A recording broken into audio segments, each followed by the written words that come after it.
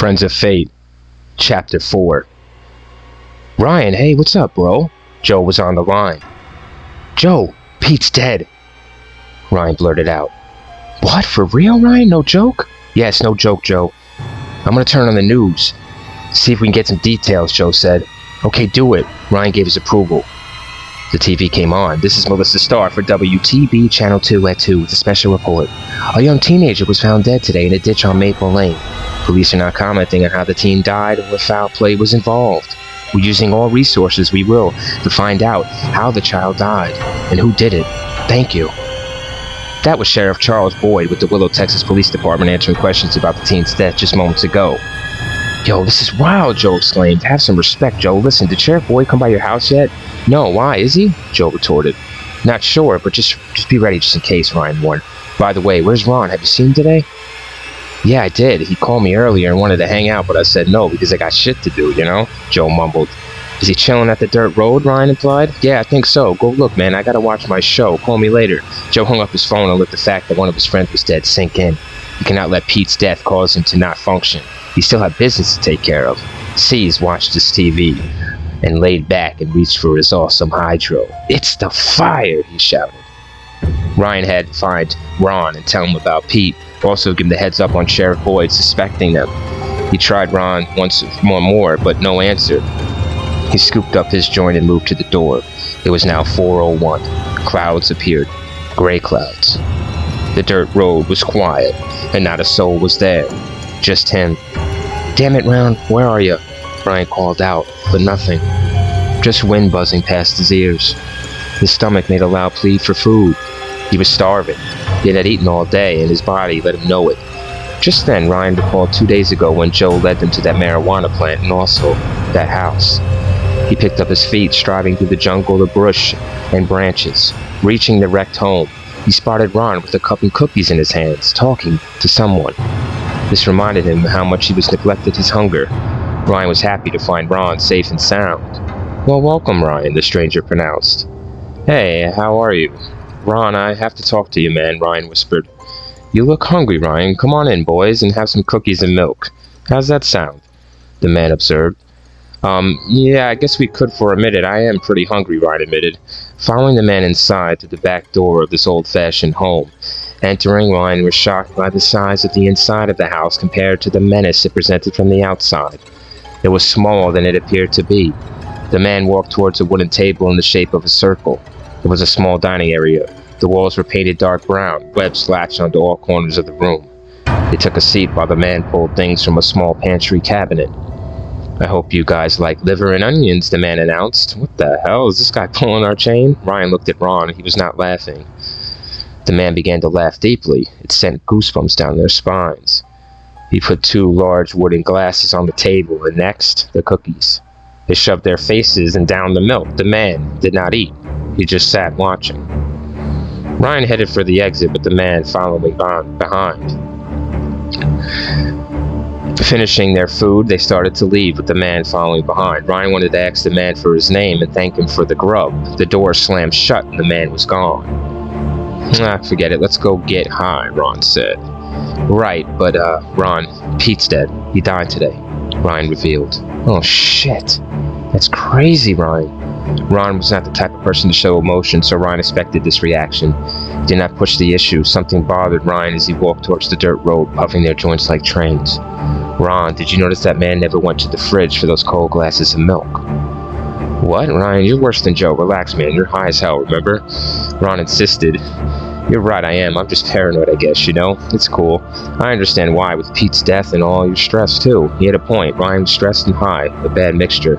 More gray clouds moved in overhead, littering the late afternoon sky. Joe was enjoying his Survivor USA program. It was 4:15 p.m., and Ryan was off looking for Ron. Joe only lived with his mom on Baker Hill Street, 2 blocks away from Ron's house. His father left to pursue a music career when Joe was 3 and never returned home. Joe's mom worked 2 jobs, so Joe feels like the man of the house most of the time. Joe took the blunt out of his mouth.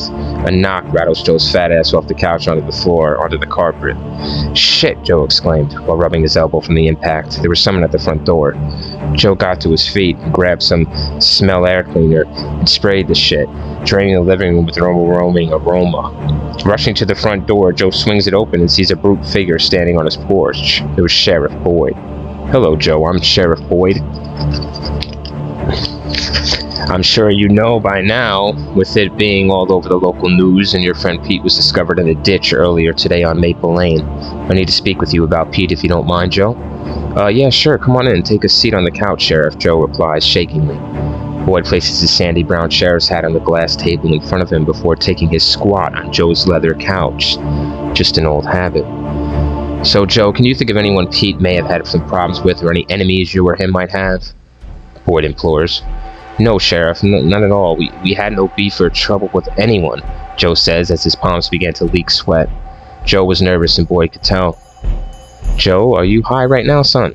"No, Sheriff. Why you ask that for? I quit since our run-in, and that scared me straight, honest," Joe says swiftly. "Okay, Joe, one last question, then I'll leave. Where's the weed?" Boyd pushes. "Oh, shit. Does he know about me selling the high, Joe? What about the plant? Does he know where to find it? How did he find out?"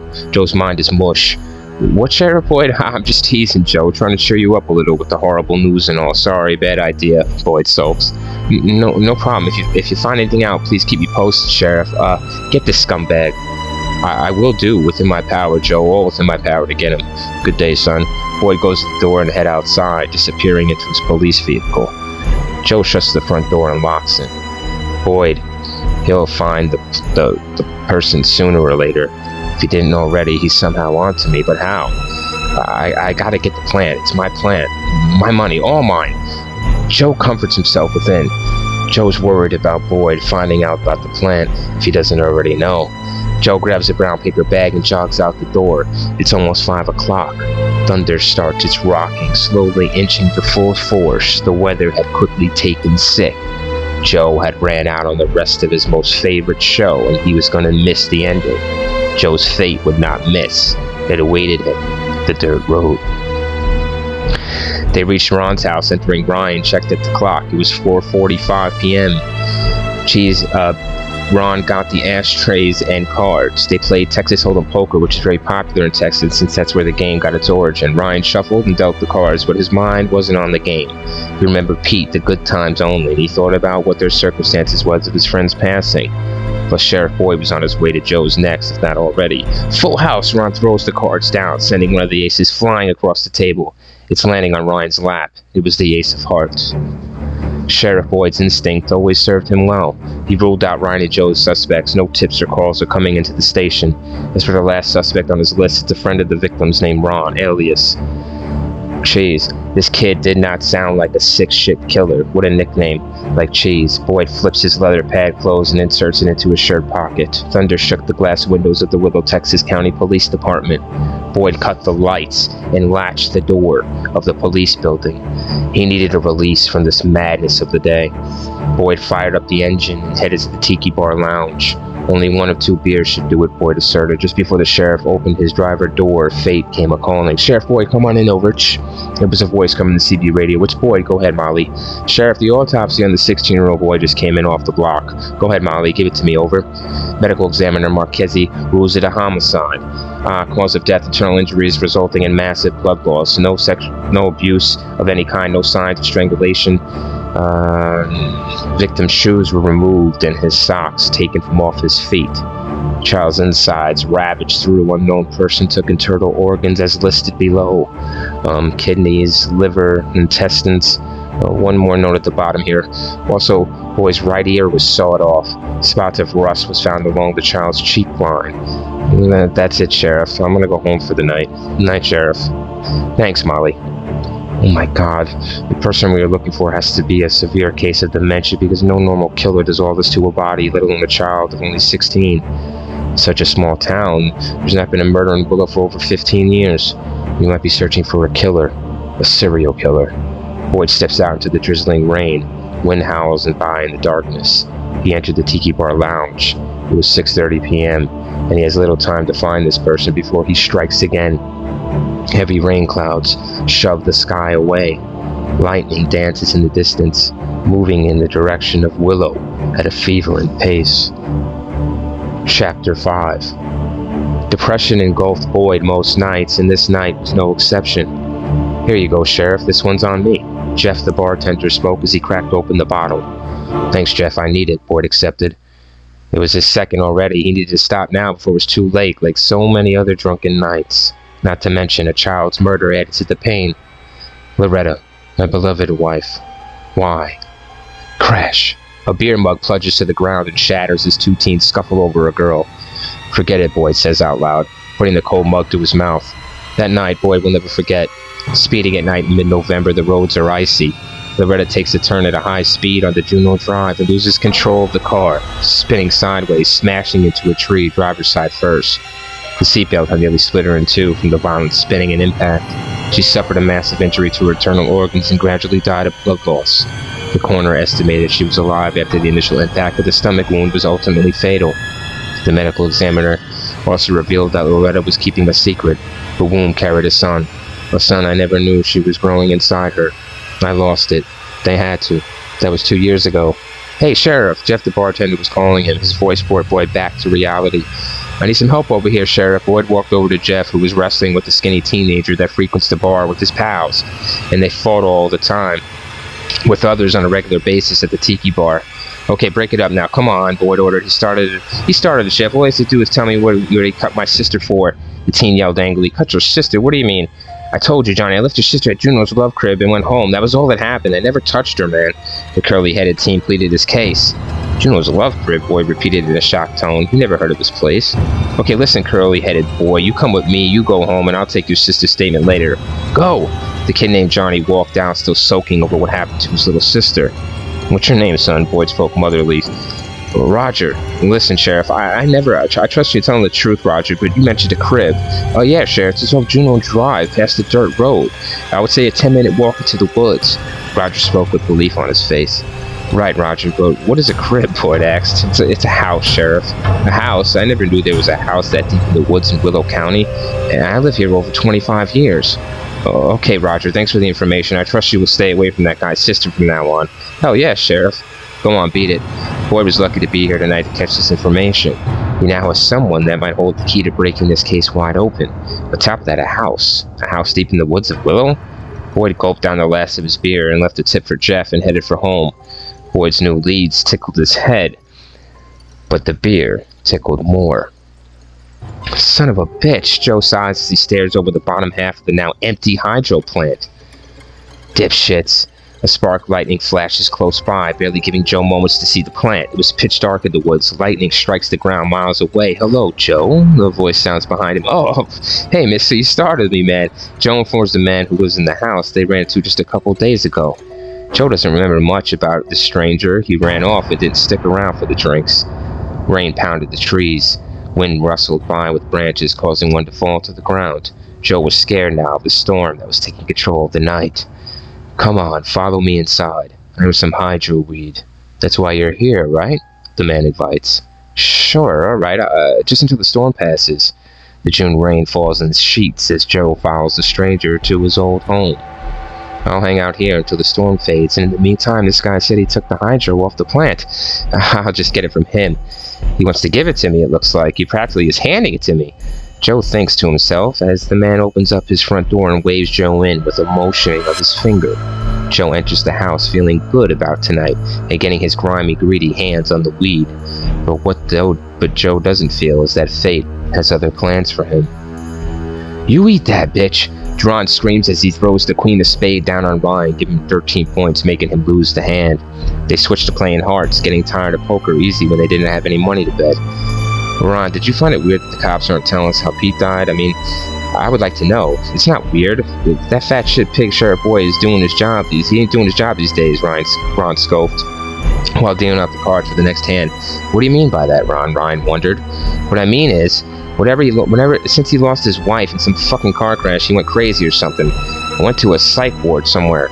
After all that, county let him come back to work. It's stupid, and he's a broke-down loser." "I don't know about that, Ron. You're fast to judge, man. Plus, he's all the protection this town has," Ryan realized. "Whatever, Ryan. Your turn." Ryan smacked the queen of spades into the card table, getting revenge for the previous hand. "Shit, Ryan," Ron yells, frustrated. "Revenge is the meal best served cold," Ryan recited. With Ron pissed off and not wanting to play hearts any longer, they sparked their Garcia Vega blunts and left back in their chairs. Oh, Joe, Sheriff Boyd was supposed to question Joe. I should call Joe and find out what happened and if he heard any news on Pete, Ryan remembered. Ron, I'm going to use your phone to call Joe. Go for it, Ryan. Ryan gives his blessing in between loud calls. No one home. Glancing at Ron's bedroom clock, 7:45 p.m., Joe's mother wasn't home until another hour. Ryan knew that much. Joe was always there around this time. If he was not out smoking with them, where the hell was he? Yo, Ryan, come on, let's play the best out of 3, Ron pleaded. Alright, 1 sec, man. Lightning was striking in regular intervals. Thunder clapped the humid air, while rain drenched everything on his trip down. Your deal, Ron. Boyd stepped out into the furious storm circling around him. He held onto his hat for dear life while fumbling in his khaki pockets for his car keys. Out the corner of his eye, Boyd sees Johnny jumping into his car. He rushes over to the kid, being extra careful not to slip and bust his tired ass. Hey, roll down your window. I have something that Boyd shouts through the thick falling rain. What is it, Sheriff? It's coming down like cats and dogs out here. It's about your sister, and you said she was cut, right? Yeah, that's right, Sheriff. She was cut on her ear. It's pretty deep. Listen, Johnny, I'd like to come by sometime soon and ask your sister for a few questions about that night that she was cut. You think you'd be okay with that? Yeah, that would be great, Sheriff. No problem. Just come by. Thanks, Johnny. Name's Johnny, right? That's right, Sheriff. I gotta go. Take care, Sheriff. Yeah, you too. Boyd sprinted for his patrol car and slammed the door shut. Only elders and drugged-up teams live here in Willow. No gangs, no major crimes, no vandalism from time to time, but nothing like this. What kind of person takes a child's socks after taking the child's life? Disemboweled? They took the organs? Why do that? Boyd makes it to his home in the blinding rain. He pulls the car into the paved driveway. Sitting, Boyd listens to the rain splatter his front windshield. Oh, Loretta, my wife, and my child. No more. Sheriff Boyd gives way to tears, crying for his family. Boyd finally heads inside, lightning flickering through the windows of his one-bedroom home. Boyd checks the clock, 9:45 p.m. Damn, I was in the car for that long? Boyd spoke, amazed at himself. Boyd sits on the end of the bed and lays back slowly, falling into a deep, dreamless sleep. Ryan rang Joe's house once more before leaving Ron's with 2 wins under his belt. Hello, yes, hi, Maggie, is Joe there? No, he's not. That pudgy bastard better not come home either. Smoking that shit in my house. Boy, when I see him, I'm gonna... sorry to bother you, Maggie, Ryan screamed over her before hanging up. Damn, Joe's in trouble, Ryan told Ron. What does his mom say? Ron loved every minute of it, laughing so hard he almost crapped his pants. I'm gonna dip, Ron. Good game, by the way, Ryan bragged. He heard Ron laugh all the way home. He stayed only 4 blocks down from Ron. Ryan took shortcuts through yards, maybe jumping a low fence or two, but not in this rain. He reached his house, picked the key from under the welcome homey straw rug, and entered, being sure to lock the door behind him. Ryan grabbed some leftover pizza from the fridge and checked for his father, but of course he was nowhere in sight. At the shop, stuck maybe, who knows, and who cares, right? Ryan lay down on his bed, lighting a joint as he did so. His eyes seemed to be weighed down with stone. Sleep creeps in, taking him by surprise. Joint burned away in the ashtray on the nightstand, and dreams came by the full. Ron lay awake in his bed watching Melissa Starr in the WTB newsroom, giving the Willow faithful more details on Pete's death. Pete's mother flashed on the screen with the breakdown in full swing, crying and pleading for answers. Ron liked Pete. He always did. Even if he didn't show it most of the time. That's just the way I am, he conceded. He wasn't about to go crazy over this, but then again, it all depends. This is WTB2 News with a breaking development in the death of a local teen found in a ditch on Maple Street this afternoon. WTB's own Melissa Starr was able to get a copy of the autopsy report. We have it all here now live. Let's go to Melissa Starr, who's standing by the report in the area newsroom. Melissa, thank you, Patty. Medical examiner reported contains some very gruesome and explicit details that I cannot speak on the air, but the rules of the death here of Pete Pestine is a homicide, the first in Willow for over 15 years. From the report I can say that there was a traumatic injuries to the teen's body. The police are staying close to lip on other information about the slaying. We will keep you posted with further information as the case develops. For now, I'm Melissa Starr reporting for WTB Channel News at 10:30. Shit, Pete was murdered? Ron learns that his friend didn't lose his life in a tragic accident. Someone took it from him, just like how the cancer took away his mother. Son of a bitch, Ron says angrily. They better get this bastard, whoever he is. Ron closes his eyes and enters a world where he can see his friend again. Joe followed behind the man and pulled out a chair from the round wooden table in the center of the cramped kitchen. Hey, Chief, remember from the other day? I'm Joe. I don't think I know your name, Joe asked cautiously. That's because I never gave it. Joe figured now was not the time to push the stranger with personal questions. Would you like some cookies and milk, Joe? The man asked. Sure, that sounds fine. Joe's mind was not focused on food, but what the hell? Might as well. It's all free anyway. The man placed a wooden cup of nearly freezing milk along with a wood plate of oatmeal cookies. Being high and hungry from the run here, Joe shoved his chubby face full of cookies and washed it back with milk, drinking fast, giving him a slight freeze headache. I heard about your friend, Joe. Must be hard on you. The man inquires. Yeah, we were close friends. I guess you could say that, Joe responds with a mouthful of cookies. Do they have any suspects yet, Joe? The man persists. Why would they have suspects? I thought Pete died in some kind of freak accident, mister. I mean, the sheriff came and questioned me about Pete, but he didn't say anything about someone being involved, Joe admits. That's great, Joe. Good, the man assures himself. The man smiles, a satisfied grin. Another glass of milk, Joe? The man asks as he grabs the empty cup. Yeah, thanks, mister. Joe says respectfully. The man reached up into a pantry door and pulled a glass out from it, placing it in front of Joe. Did he pull this cold glass from a cabinet? Joe thinks he might be too high from the hydro weed. Mister, how do you keep this milk cold in a cabinet? Joe asks. The stranger's face beamed with dismay and disgust. It was rude of me earlier, Joe, not to introduce myself. My name is Stan. Stan Satan? The man speaks in a low voice. Stan Satan? Satan sounds familiar. Joe, why don't you get me my food? Stan invites. Joe thinks if he's nice to this Stan guy, he will give him the hydro weed back. All he has to do is kiss this guy's ass a little, and it's all his. It's in the fridge there, Joe. Stan directs. Joe walked towards the dirt-brown fridge and popped open the steel handle, clicking it as it turned. Joe caught a big whiff of a rotten stench, something he never smelled before. It contained the scent of death. Joe went in anyway, covering his mouth and nose with his shirt, trying not to vomit up all his milk and oatmeal cookies. There it is, Joe, on your left, Stan indicated. Joe grabbed the bowl, feeling that it was not hot or cold, like it should be.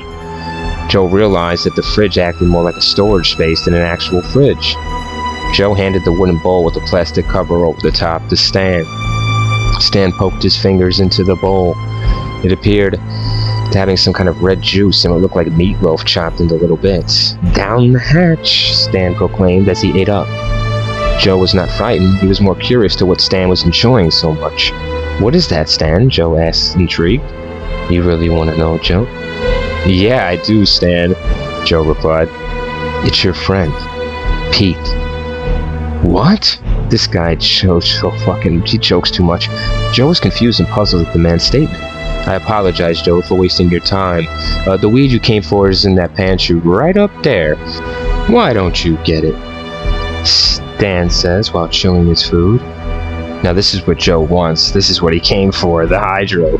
Joe rises to his feet and he strolls towards the pantry, reaching up as he sticks his hand in, moving it back and forth. Joe feels softness. Softnings? Joe gets a hold of one and pulls it out. A sock? What the fuck? Joe feels a quake of coldness to his body, hearing a wet splash hit the floor. His belly ached. He ran his hand over his stomach. His hand was covered in red. Blood. My blood. Joe felt alone and tired. He collapsed onto the kitchen floor, eyes wired to the ceiling above. Still breathing. I'm still alive. Stan staring down at Joe with a huge, joyous smile of mission accomplished. Joe now knew he had met his fate, and he accepted it. He had no choice. Stan was full, but he was always up for a midnight snack. Very pleased with his performance, Stan leans down to finish his work. Now the air. Chapter 6. The sun snuck into the bedroom, reflecting a glimmer of sharp light from Boyd's Rolex. The morning had arrived. Boyd's eyes winced open. He swung his legs out of bed onto the carpet. He sat gazing out the window and reminiscing over the 4th of July barbecues he shared with his wife, Loretta. The morning sunrise brought with it a list of things to do. A murder case waited to be solved. Questions had to be answered sooner or later. He reached the shower, dried and sparked the smoke. Not forgetting his hat, he gently maneuvered it onto place and left out the front door. Base, come on in over. Boyd sounded on the CB radio. Go ahead, Sheriff. Molly, I need an address. Boyd cruised down Greenwood Avenue. The air conditioning was broke, so Boyd opened up his driver's side window and let the air in. Hot and breezeless today. Just my luck. Sheriff, come in. I got that address. He pressed the brakes and came into a halt in a rocky driveway on Terry Street. Boyd killed the engine, taking his last hit of his cigarette. The sheriff was only going to ask the right questions to get the girl comfortable enough to tell him everything that happened. There just might be a connection somewhere. Besides, this was his only hope at the moment. Crimes would be solved within 48 hours, if not, higher percentage the killer would get away. This was day 2. There had to be something. 1 second, a voice yells from beyond the red door. Yeah, what's up, Sheriff Boyd? How you doing? Johnny asked politely. He was in a better mood than last night. I'm good, Johnny. Is your sister home this morning? I would like to ask her some things about the night she was hurt. Oh, that's right, Sheriff. Yeah, go on in. Take a seat in the living room. I'll get my sis. Johnny invited.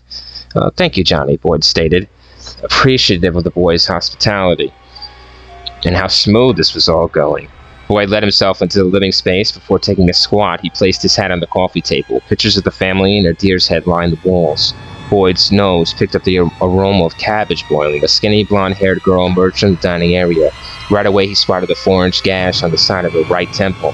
She slowly walked into a chair and sat with her hands folded in her lap. Hi, I'm Sheriff Boyd. You can call me Boyd if you like.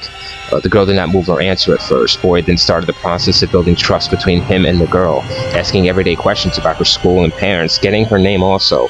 After 5 minutes of building, Boyd sensed now the moment was right. So, Gina, what happened at Juno's love crib? How did you get that cut on your face?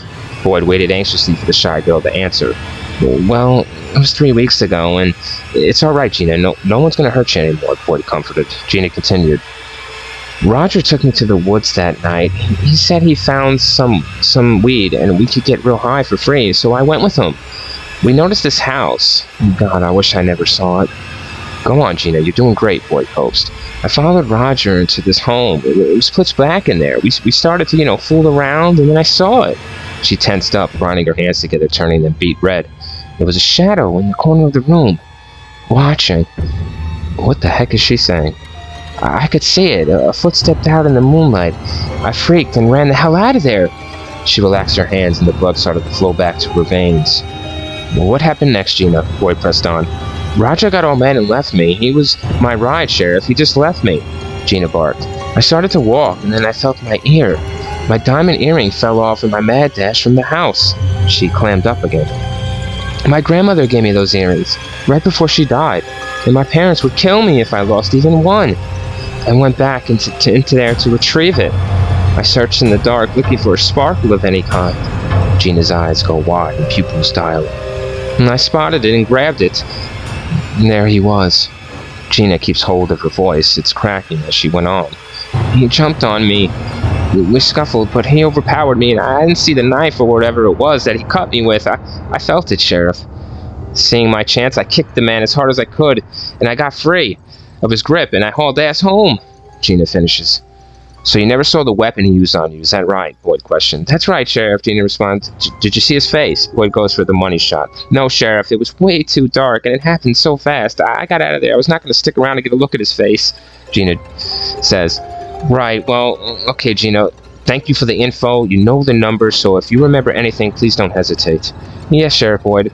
But please, Sheriff, don't say anything about this to my brother or parents. Can you do that? Gina, please? Yeah, Gina, I can do that. Nice to meet you, and thanks again. Boyd walks to his car. He seems has a little mojo in his step now. This was a break, maybe a big one. Someone attacked this girl, and it might just be the person that dissected that kid. A sharp blade of some kind was involved in each instance. That was a match. Also, the woods off Juno Drive, the house he's never seen or heard of, or being in the middle of Willow Woods. It was time to pay this house a visit. Ron bent down, picking up the Willow, Texas Gazette. Front page was a school photo of Pete, forcing a smile through yellow teeth. Ron stood in his Hugh Hefner bathrobe, the afternoon sun, wide awake. So was he. Ron picked up the phone and dialed Ryan. Yo, Ryan, what's up? It's Ron. Ron always called that, but he sounded something was on his mind. Did you get the paper, Ryan? They got Pete on the front page. Yeah, I know, I got it, Ron. This is crazy, man. Yeah, Ryan, report says he was murdered. Ron sulks. Yeah, but who had beef with Pete enough to want him to kill him, Ron? Ryan thought out loud. He had no idea that Pete had any problems like this. Maybe he was doing things on the side with some shady dealers in town and it went sour. Whatever the situation truly was, they might never know, or even who murdered Pete, the way the investigation was going. Ron suggested that they head to the dirt road and smoke 1 or 2 blunts for their friend Pete. Alright, let's do it. I'll meet you there in 20, Ron. Hanging up the phone on Ron, Ryan dialed Joe's house, but of course no answer. He slept in until 3 in the afternoon, so he wasn't surprised when Joe didn't pick up. Locking the front door on his way out, slipping the house key underneath the welcome homie rug, making his way to the dirt road, Ryan's life had changed and was shaken by a tragic murder of a friend. Little did he know, fate was changing the order of things, and they would not stop with just Pete. Sheriff Boyd, come on in over. Boyd, go ahead, Molly. Boyd ate his hamburger, pulling off the main road into the parking lot of Mary's Miracle Market. Sheriff, a call just came into the station. We got another one. Boyd threw the rest of his burger out the window. Victim found on Shady Side Street in the garbage pit. The man walking his dog found the body. Dog ran away. The man followed, and he stumbled on the corpse. Officer Dunn is already on his way, and so is the medical examiner. Good work, Molly. Make sure no media. I don't want to panic on our hands. Boyd cautioned. You got it, Sheriff. Over and out. He was astonished at the news. A second killing in only 2 days? His initial profile of the killer was on target after all. A serial killer in Willow? Boyd's mental was in overdrive. Tires burned the concrete as the squad's car red and blue lights flashed. Boyd was speeding his way to Shady Side Street. Hit that blunt, Ryan. Ron handed me the Garcia Vega, or handed Ryan the Garcia Vega. Ryan inhaled a large cloud of smoke and held it in until he choked. Ryan, chill. That's good weed, man. Take it easy on that. It tastes like hydro. Woo. Yo, they made their way through the Willow Woods. This might be worth the trip to check that plant. The bullet-riddled sign read no dumping.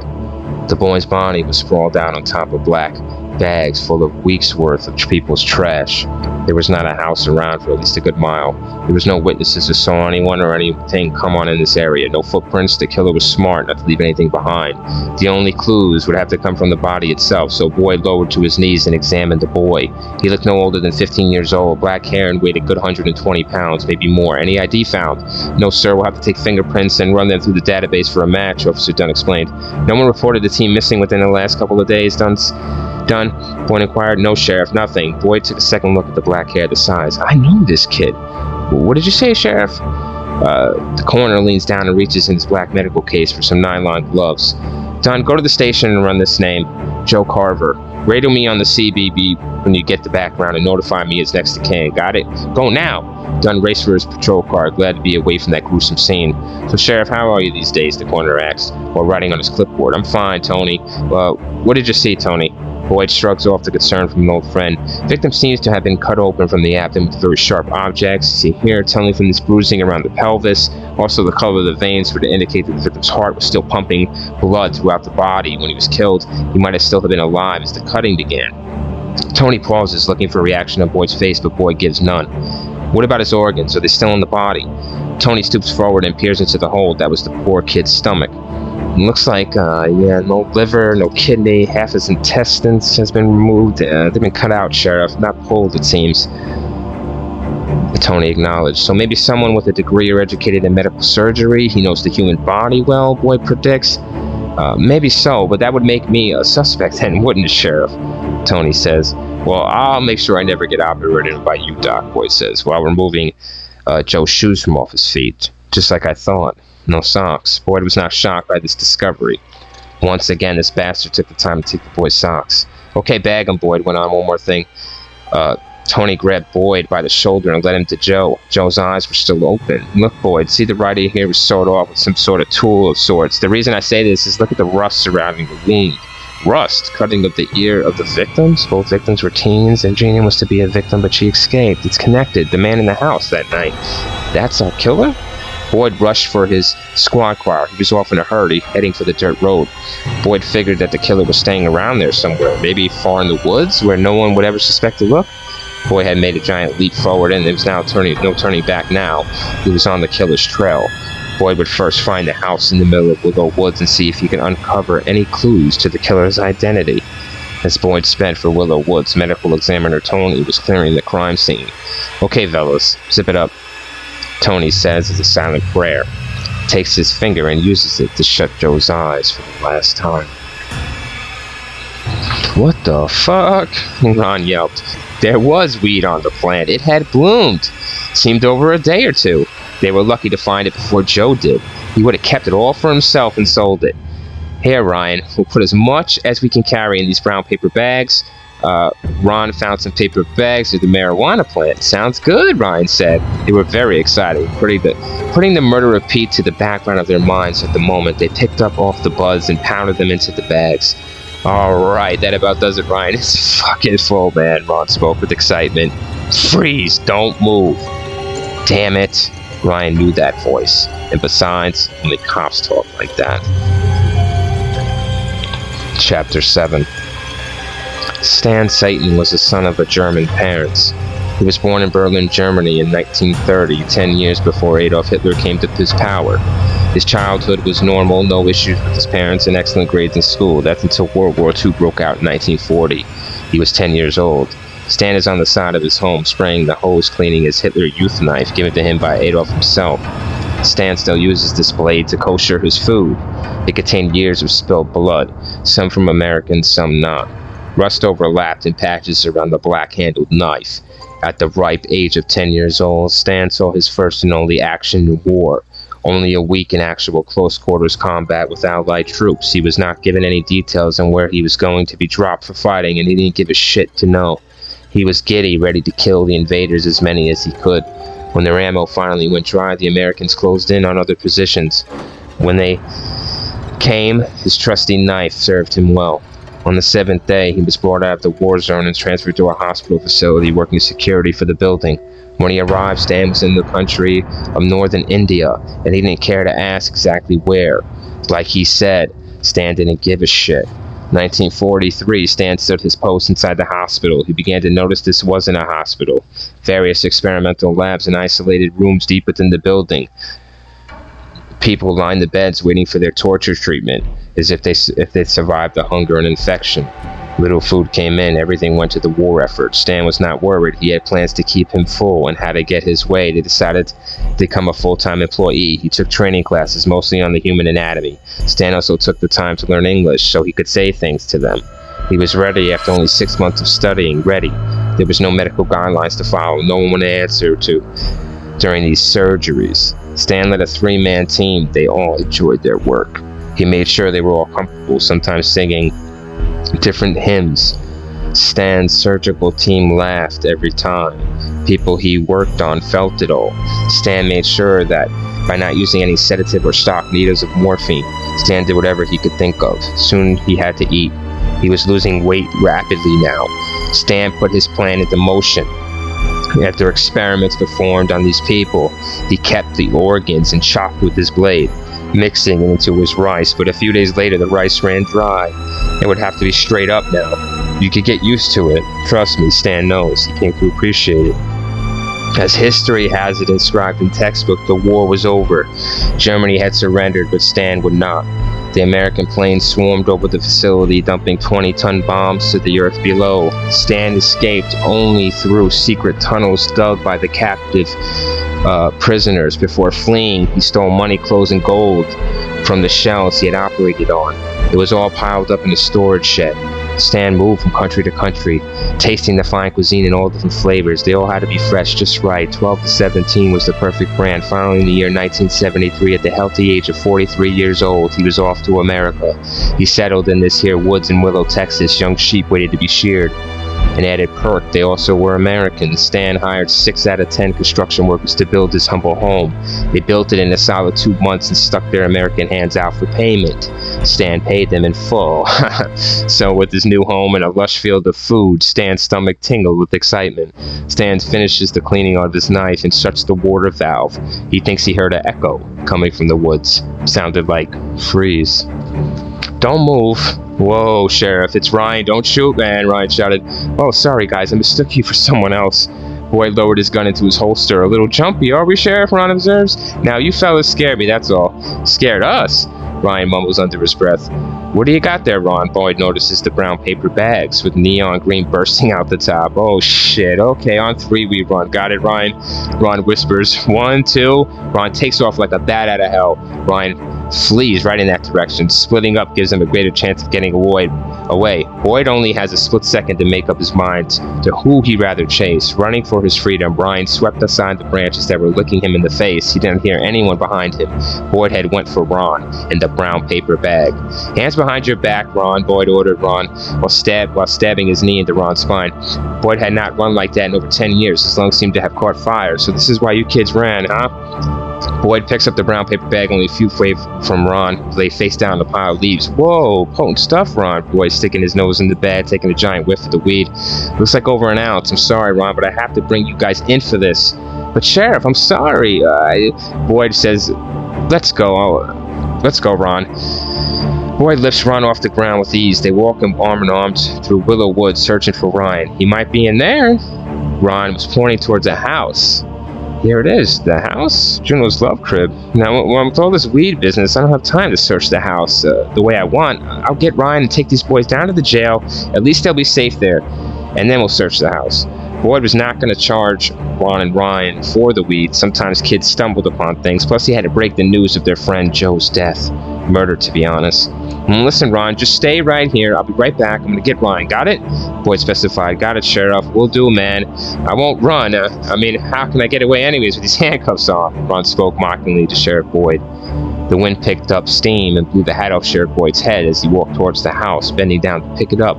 Blood flowed increased to his head, and lifting back up, placed the hat on and wedged it onto his semi-bald skull. He saw the front door to the home was left wide open. He knocked twice before turning the knob. The front door was unlocked. Ryan called out, but no one answered. The man who gave them milk and cookies was not home. He jogged over to the dining area and walked to the hall. Emerging into the kitchen, the towel was sticky. Ryan stood, spinning his head around. Did Sheriff Boyd get Ron? Hey, the milk. Yeah, he pulled the cold milk from the pantry up here that other day. What about the fridge? Ryan speculated. His mouth was caught and dry, so he needed a drink besides. He inched to the fridge. It was speckled with dirt and rust. The handle clicked. The fridge's light flickered as a foul smell raced up his nostrils. What the fuck is he keeping in here? Gotcha. The man was home after all, slamming Ryan's face against the fridge and crushing the fridge door shut. Yo, man, it's me. Remember the milk and cookies you gave us? Ryan reminded the stranger. The man slowly moved his face close to his right ear and whispered, You were caught trying to steal. Now I'll take my meal. What the fuck? His breath stunk like rotten eggs. Hey, what's happening here? What's happening here? Sheriff Boyd shouted. He was in the front of the doorway. The late afternoon sunset darkened, his massive figure embedding itself into the wooden floorboards. Oh, hello, officer. I caught this little punk. He was trying to steal, the man accused. You can let go of him now, sir. I got it from here, thank you. He grabbed Ryan by the arm and locked the cold steel on his wrists. Boyd spread his arm and motioned to walk out to the front door while he spoke with the stranger, whose breath was nasty. Thank you, sir, for the help. I'm Sheriff Boyd. And you are, Stan Satan, Sheriff. Stan introduced himself. He knew he had to deal with the police. Stan, I'm guessing you live here? Yes, Sheriff, I do, Stan answered. Have you had anyone with break-ins besides this today? Say in the last couple of days? Boyd wished this man did have a run-in with someone in the last few days. If so, that might have led to the killer. No, Sheriff, no, Stan answered, short and sweet. The sun was setting, and taking with it its light. Boyd had to get these boys back to the station. He had a killer roaming free through the neighborhood and back roads of Willow. All right, Stan. Thanks for the help again. Take care. Boyd speaks as he steps out the front door and dodges the beat-in porch stairs. Say, Stan, I've lived in Willow for my whole life, but I never knew there was a house out here. Boyd questioned speedily. Maybe because you never came out into Willow Woods, Sheriff. Stan shrugs off the foolish question and shut the door. Its hinges screaming in pain, the door bolted shut. He's a smart ass, but he's right. Okay, let's go, Ryan. I have to take you guys in. Boyd reunites the two friends now under arrest for cannabis possession. Boyd packs him into his squad car. Boyd and he backs out of the dirt road. He would deal with Ryan and Ron lightly, but he still had to tell them first the bad news. Joe Carver was murdered? We found his body on Shady Side Street in a garbage dump today. What? Shit! Boyd listened as Ryan and Ron blurted out the same two words at the same exact time. Ron and Ryan whispered to each other in the back seat of the caged police car. Joe's dead. Unreal. Ron said bewilderedly. Yeah, I know. Poor Joe, man. Listen, Ron. I think the Stan guy, the one who's in that old-ass house, might have something to do with, or be hiding something. Ryan, are you serious, man? Ron asks. The boy drives at speed limit and stops at a red light. Yeah, Ron, seriously, we gotta do something for Joe and for Pete, Ryan reasoned with him. Yeah, you're right, Ryan, for Pete and Joe. Yeah. Shh. Quiet. Boyd shouts, we'll make our move when the time is golden. I got a plan, Ron. Boyd had reached his destination, the Willow, Texas County Police Station. He was in a hurry on the ride where he made up his mind that he would go back to that house in the Willow Woods and ask Stan a few more questions. Also to see if he could match any more details with Gina's story to the slangs. Never hurt to double check. Boyd handed off Ron and Ryan to Officer Dunn for booking and would keep them in a holding cell until the sheriff returned. Dunn took the brown overflowing bag of pot to the evidence room. I'm very sorry about your friends. I'm going to find out who killed them. I will, Boyd comforted. Boyd headed for the glass doors of the police station and disappeared into the Texas night. So Ryan, what's your plan? He knew they would come. They always come eventually. Only to ask questions, that is all. Never has he been suspected in any place lived throughout his journeys of slaughtering the unknowing, the unwary, whoever got in his way. Stan never killed a cop. He never had to. I am that good. Stan knew the kid had seen something, or was on to him somehow. Whatever the reason, he'll come back. The snoopy teenage Americans. They always did. Stan had enough of Joe to last him another 2 days, but he looked forward to the prospect of eating a little extra. Boyd, in his patrol vehicle, rides his way in the direction of Willow Woods into the house to ask some questions. Yes, really to get to know this Stan person a little better. There might be something. Boyd's mind sparks. He grabs the CB radio. Molly, come on in over. Go ahead, Sheriff. I need a 411 on Stan. Stan, Saintin. Got that, Molly? 10-4, Sheriff.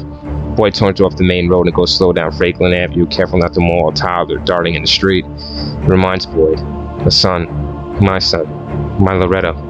Sheriff, come on in over. Sheriff? Boyd comes out of his trance, back to the reality that awaits him. He's on Juneau Drive now, not far from... Sorry, Molly, give it to me. Go ahead, give me that address. Sheriff, I've ran the name you gave me. Nothing, Sheriff. I got no information or background on this man. Okay, what about a house? He lives in a house in Willow Woods. Sheriff, no one lives in that house, and we have no records on that home. Well, Molly, someone lives there now. Listen, I'm sorry to tell you, Molly, with these killings of the children and all, maybe my mind is... You all right, Sheriff? You don't sound like yourself. Should I call a doctor? No, I'm fine. Just keep looking. You have to find something. There has to be something on the house, or a stance. Okay, well, just be careful, Sheriff. Boyd pushed the car in park. He was not going to point fingers in the wrong direction. Boyd stepped out onto the dirt road and flung his car door shut. His heart rocked back and forth in his chest as he made the hike through the woods. This might be it, he thought.